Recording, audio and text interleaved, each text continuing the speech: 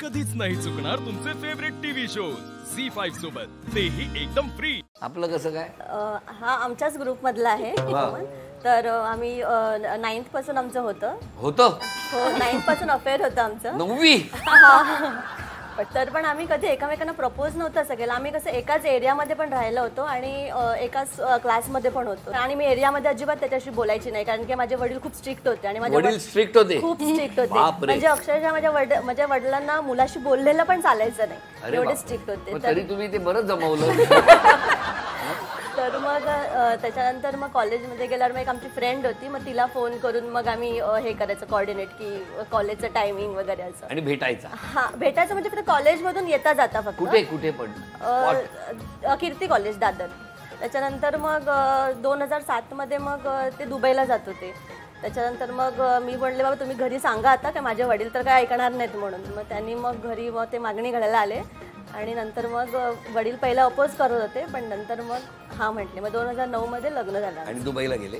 नाही, ते नंतर होते, ते कामानिमित्त जाणार होते थोडे महिन्यासाठी। मग नंतर ते आले रिटर्न मग कामावर। मग नाही परत पाठवलं नाही त्यांना परदेशात, इथंच ठेवलं? त्याची जायची इच्छा नसेल। त्यांनी मग अशी सांगितलं की आमचा ग्रुप एकदम असा डॅशिंग होता, हो की नाही? कशा होत्या या 7 जणी? कोण सांगेल?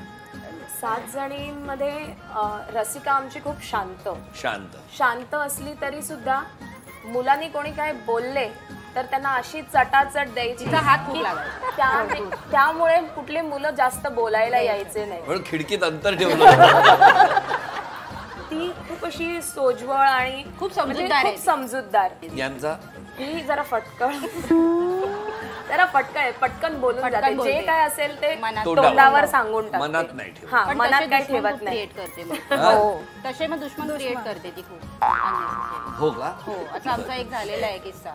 काय? ऍक्च्युली आमची रियुनियन पिकनिक जी तुम्हाला म्हणाली 2008 मध्ये गेलेलो, तिथे बरीच आमचे दुसरे क्लासमेट्स पण आलेले आणि एकाचा फियांसी आलेली त्याच्याबरोबर। आणि आम्ही असंच आपणात बोलत होतो आणि तिचा आवाज वगैरे पण मोठा आहे, त्यामुळे आम्ही डिस्कशन करताना असं वाटतं घाबरेल समोर। म्हणजे आम्ही दोघं इन जनरल असं डिस्कस करत होतो, पिकनिकला गेलो होतो, तो तिच्या फियांसीला घेऊन आला, तिथे भेटवलं वगैरे आणि ते जस्ट टर्न झाले आणि मी काय ती म्हैस आहे ग असं बोलले मी।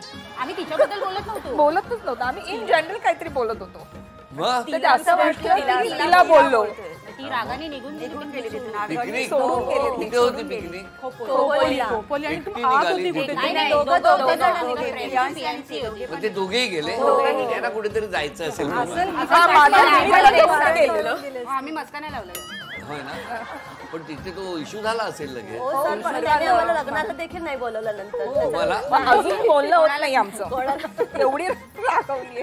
पण आज कार्यक्रम बघत असते, समजा बघितला एपिसोड, तर काय सांगाल त्यांना?